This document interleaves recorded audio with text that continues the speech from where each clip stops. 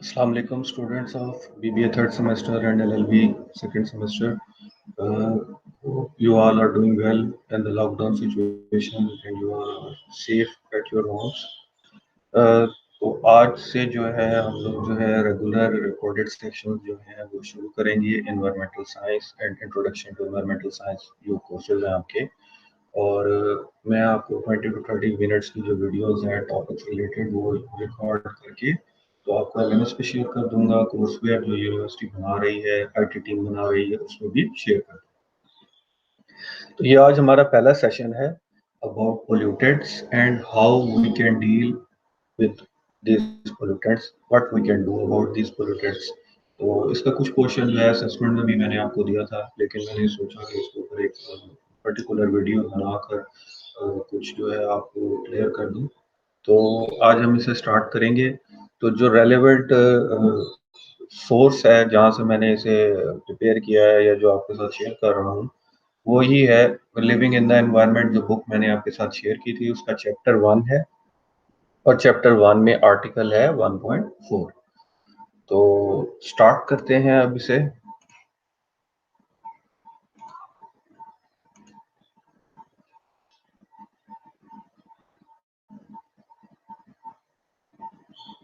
Okay, so now we move on towards article. ये article है what is pollution and what we can do about it. तो first thing इसमें ये कि वो डिफाइन करेंगे, हम सबसे पहले डिफाइन करेंगे पोल्यूशन है क्या। पोल्यूशन और पोल्यूटेंट्स एक्चुअली क्या, किन थिंग्स को, कौन सी चीज़ों को हम जो है पोल्यूटेंट टर्म कर सकते हैं। तो कोई भी ऐसी चीज़ एनवायरनमेंट में जो हार्मफुल है हेल्थ के लिए, सर्वाइवल के लिए और एक्टिविटीज ऑफ ह्यूमंस और अदर ऑर्गेनिजम्स, उसको हम पोल्यूशन कह सकते हैं या पोल्यूटेंट्स कह सकते हैं। ठीक है, अब ये एक जेनेरिक डेफिनेशन है, तो इसको हम आगे फर्दर ब्रेक डाउन करेंगे, क्लासिफाई करेंगे किस किस टाइप, किस किस तरह के, किस किस किस्म के पोल्यूटेंट्स हमारे एनवायरनमेंट में रिलीज होते हैं। तो फर्स्ट क्लासिफिकेशन जो उसने की है वो है on the basis of the nature of pollutant. ठीक है, on the basis of the nature of pollutant. तो कुछ पोल्यूटेंट्स ऐसे हैं जो नेचुरल नेचुरल कॉजेज या नेचुरल एक्टिविटी फिनोमेना की वजह से एनवायरनमेंट में रिलीज होते हैं। जैसे कि वोल्केनिक इरप्शन है, इसमें ह्यूमन इंटरफेरेंस, ह्यूमन एक्टिविटी कोई भी इन्वॉल्व नहीं है, ये एक नेचुरल एक्टिविटी है। अब वोल्केनिक इरप्शन के दौरान बहुत ज्यादा गैसेज एमिशन होती हैं। ठीक है, carbon monoxide, sulphur oxides and nitrogen oxides. तो ये जो भी पोल्यूटेंट्स एनवायरनमेंट में एटमॉस्फेयर में रिलीज हो रहे हैं, ये एक नेचुरल एक्टिविटी की वजह से रिलीज हो रहे हैं। सिमिलरली फॉरेस्ट फायर भी होती हैं, आप देखते हैं तो फॉरेस्ट फायर्स के दौरान भी जो है कंबस्शन गैसेस बहुत ज्यादा रिलीज होती हैं, तो वो भी एक नेचुरल एक्टिविटी की वजह से पोल्यूटेंट्स एयर में रिलीज हो रहे हैं। ऑन द अदर हैंड क्या होता है कि एंथ्रोपोजेनिक या ह्यूमन एक्टिविटी की वजह से कोई चीज एयर में या वाटर में रिलीज हो रही हो। लाइक हम कोल को बर्न करते हैं to get electricity, electric power. तो जो थर्मल पावर प्लांट्स लगे हुए हैं वहां पे जो चिमनी स्टैक से गैसेस निकल रही हैं वो क्या है, वो एक ह्यूमन एक्टिविटी की वजह से पोल्यूटेंट रिलीज हो रहा है। और सिमिलरली गैसोलीन यूज कर रहे हैं ऑटोमोबाइल कार्स में, तो जो आप साइलेंसर पाइप से एग्जॉस्ट गैसेस निकल रही हैं एग्जॉस्ट पाइप से, तो वो क्या है आपके पास, वो भी अगेन एक ह्यूमन एक्टिविटी की वजह से पोल्यूटेंट रिलीज हो रहा है।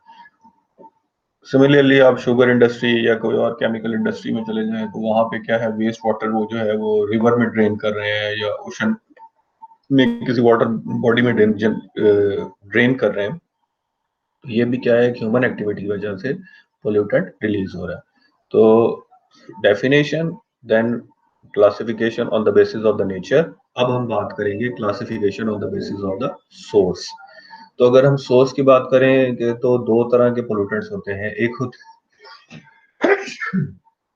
एक आपके पास है पॉइंट सोर्स पोल्यूटेंट्स, जो किसी सिंगल आइडेंटिफाइबल सोर्स से रिलीज हो रहे हैं।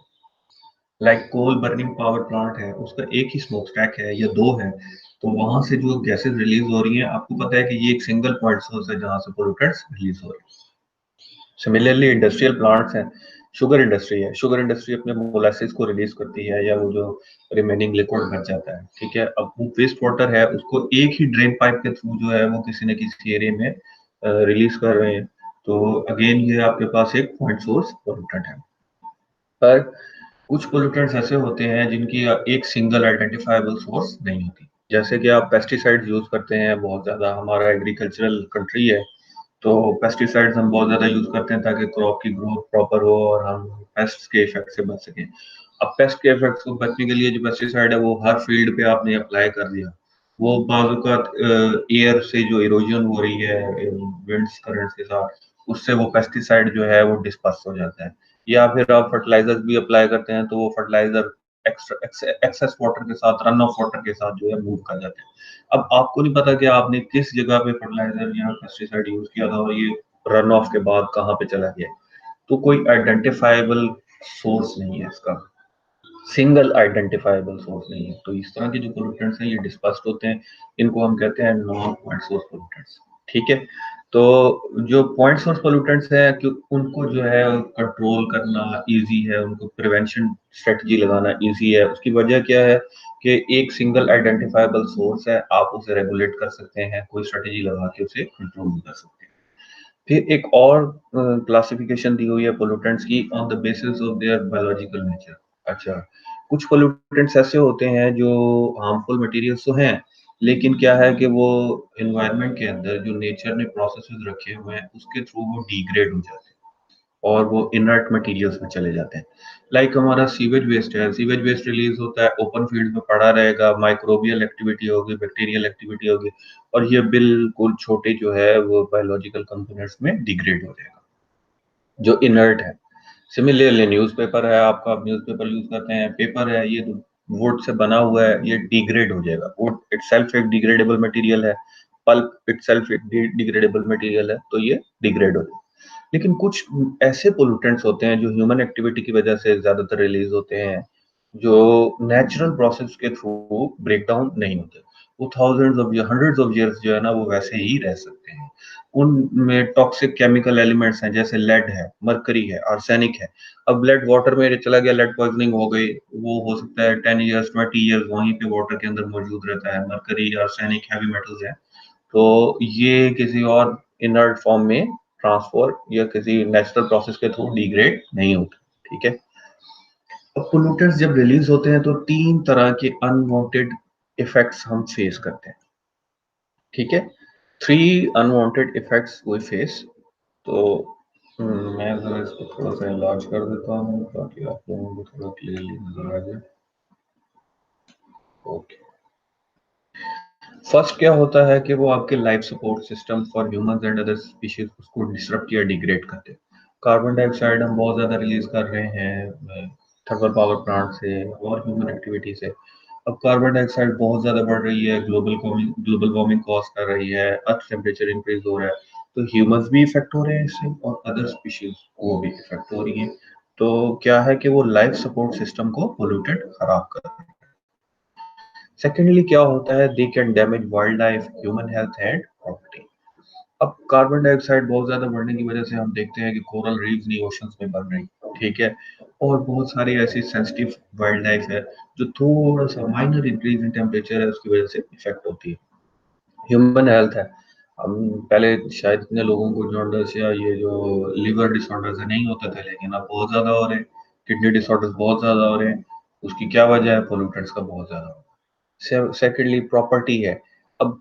अब सल्फर डाइऑक्साइड और नॉक्स जो है, नाइट्रोजन के ऑक्साइड बहुत ज्यादा रिलीज होंगे तो एसिड रेन्स होंगे, एसिड रेन्स होंगी तो सिमिलरली आपकी क्रॉप है, क्रॉप के ऊपर वो एसिड रेन पड़ेगी तो उसको वो उसकी ग्रोथ को कम करेगी, उसकी यील्ड कम आएगी, ट्रीज की लाइफ को कम करेगी। फिर बिल्डिंग स्ट्रक्चर्स हैं उनके ऊपर वो इरोजन कॉज करेंगी। तो सेकंड इफेक्ट क्या होगा, damage wild life, human health and property. Third क्या है, third they can create nuisance such as a noise and unpleasant smells, tastes and sights। तो ये जो सॉलिड वेस्ट है, देखिए आप, सॉलिड पोल्यूटेंट्स हैं हमारे घरों से जो है डिस्चार्ज होते हैं, म्यूनसिपैलिटी उठा के उन्हें एक डंप होल में डाल देती है। मैंने आपको पहले भी बताया था कि रहीम यार खान का जो एक डंप होल जो मैंने देखा हुआ है बड़ा सबसे, जहाँ म्यूनसिपैलिटी अपना ये डंप करती है जाके सॉलिड वेस्ट, वो ये खानपुर अड्डे से थोड़ा सा पीछे आ जाए, ये फ्लाईओवर के साथ नीचे ट्रेन के ट्रैक के दोनों तरफ। तो वो एक बहुत ही अनप्लेजेंट स्मेल और बहुत ही कोई इरिटेटिंग साइट है, ठीक है? सॉलिड वेस्ट वहाँ पे डंप किया हुआ है बहुत ज़्यादा तादाद में, तो कोई भी नहीं चाहेगा कि वहाँ जाकर जो है कुछ टाइम स्पेंड करे।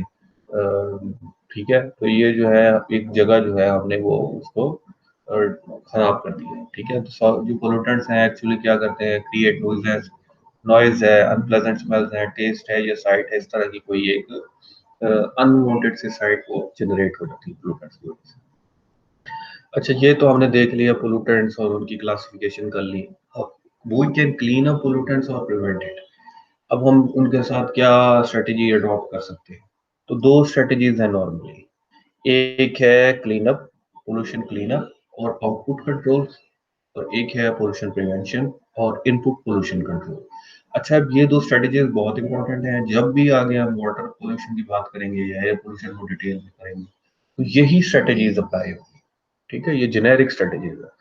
तो पोल्यूशन क्लीनअप क्या है? पोल्यूशन क्लीनअप ये है कि पोल्यूटेंट जिस सोर्स से रिलीज हो रहा है हम उस पर फोकस नहीं कर रहे, जितनी अमाउंट में रिलीज हो रहा है हम उस पर भी फोकस नहीं कर रहे।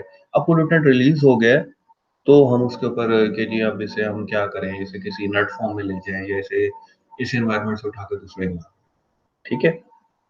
पोल्यूशन क्लीनअप क्या है? Output pollution control. जब पोल्यूशन जनरेट हो गई, अब उसको कंट्रोल किया जाए। और सेकंड वन है पोल्यूशन प्रिवेंशन।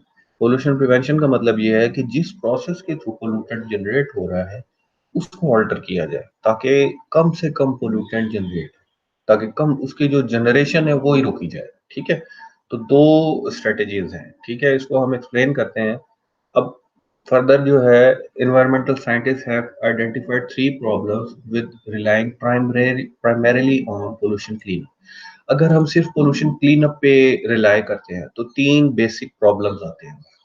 तीन प्रॉब्लम्स हम फेस करते हैं सिर्फ अगर हमारी पोल्यूशन क्लीन अप स्ट्रेटेजी रहती है। तो फर्स्ट क्या है कि जी वो कहता है कि अगर हम पोल्यूशन क्लीन अप लगाते हैं तो ये एक टेम्परेरी बैंडेज, ये टेम्परेरी सोल्यूशन है। कैसे?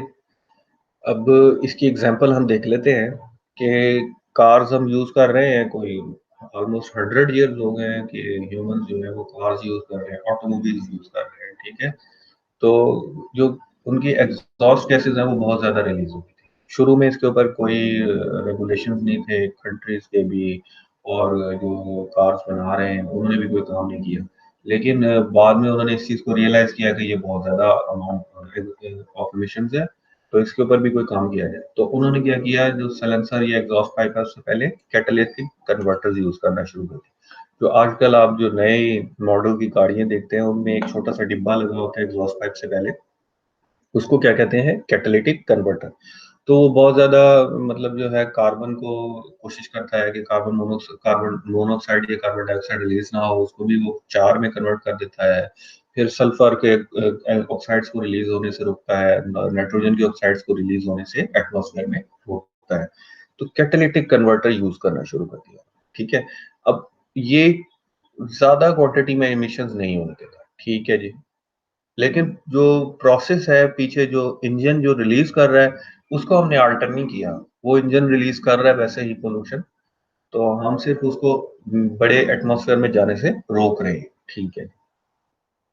अब ये स्ट्रैटेजी तब तक तो काम करेगी जब तक आपकी कंट्री की पॉपुलेशन उतनी की उतनी है, नंबर ऑफ कार्स बढ़ी नहीं, और उनकी जो कंजम्पशन है या जो उनकी ट्रैवलिंग है वो भी नहीं बढ़ी।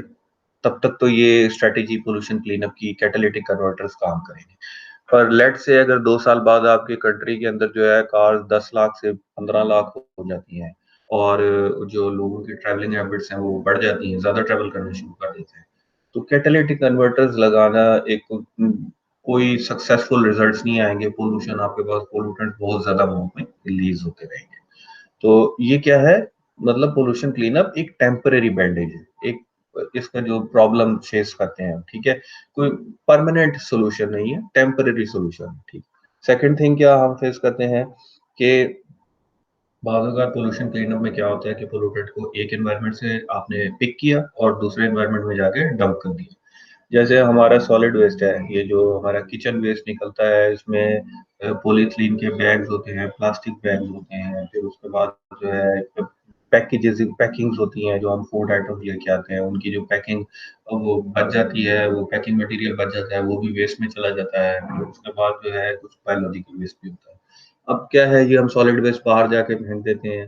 म्युनिसिपैलिटी या कोई गवर्नमेंट कॉलोनी का कोई है जो मैनेज करते हैं सॉलिड वेस्ट को, तो अब प्राइवेट कोई कंपनी है तो वो उसे वहां से पिक कर लेते हैं, उस इन्वायरमेंट से वो उसको पिक करके पोल्यूटेड को किसी और एनवायरनमेंट में जाके डंप कर देते हैं। तो ऐसा पोल्यूटेंट तो खत्म नहीं हुआ, वो तो एटमॉस्फेयर के अंदर ही है, अर्थ के अंदर ही है, प्लेनेट पे ही है। तो वो बस एक इन्वायरमेंट हमने थोड़ा सा उसे साफ रख लिया, लेकिन दूसरी जगह तो है। तो इसमें सबसे बड़ी जैसे हमारी है, वी कैन कलेक्ट गार्बेज, ठीक है। और या तो हम उसे जाके किसी और जगह डंप कर देंगे, या अगर हम डंप नहीं करेंगे तो उसको हम बर्न करते हैं। बर्निंग करते हैं तो एयर पोल्यूशन होती है, टॉक्सिक ऐश जो है रिलीज होती है, एमिशंस रिलीज होती हैं। तो अगेन ये भी कोई परमानेंट सोल्यूशन नहीं है हमारे पास। तो ये भी एक प्रॉब्लम देखा गया पोल्यूशन क्लीन अप में, ठीक है। एक और जो प्रॉब्लम देखा गया कि जी पोल्यूटेंट बहुत ज्यादा डिस्पर्स हो गए at harmful levels. Third pollutants क्या है जी, पोल्यूटेंट बहुत ज्यादा डिस्पर्स हो गए हार्मफुल लेवल्स। अब जब उसकी कॉस्ट एस्टिमेट की गई तो ये एक इम्पॉसिबल लगा कि जी इसको जो है हम एक्सेप्टेबल लेवल तक लेके आए, इन पोल्यूटेंट्स को हम किसी तरीके से कम करें। तो तीन जो मेजर प्रॉब्लम्स राइज होते हैं अगर सिर्फ हम pollution clean up strategy adopt करते हैं, ठीक है, प्योरली। इस वजह से जो साइंटिस्ट है वो कहते हैं कि आप दोनों स्ट्रेटजीज को कंबाइन करके यूज करें, पोल्यूशन प्रिवेंशन को भी और पोल्यूशन क्लीन अप को भी। तो और ज्यादा फोकस आप किस पे रखें, पोल्यूशन प्रिवेंशन पे। क्यों? क्योंकि पोल्यूशन प्रिवेंशन इजी है, चीपर है, ठीक है। आपको एक दफा अगर आप कोई हाइब्रिड कार परचेज कर लेते हैं या इलेक्ट्रिक कार परचेज कर लेते हैं तो एमिशन ही नहीं है आपके, ठीक है। ट्रेवलिंग आप कर रहे हैं बहुत ज्यादा, तो इस वजह से वो एनवायरमेंटल साइंटिस्ट इसको प्रेफर करते हैं कि पोल्यूशन प्रिवेंशन के ऊपर आपका फोकस ज्यादा होना चाहिए। उन प्रोसेसेस को चेंज करें जिनसे पोल्यूटेंट रिलीज हो रहा है, आपकी नीड भी पूरी होती रहे, और उन प्रोसेसेस को थोड़ा सा आल्टर कर ले ताकि पोल्यूटेंट कम से कम जनरेट हो या हो ही ना।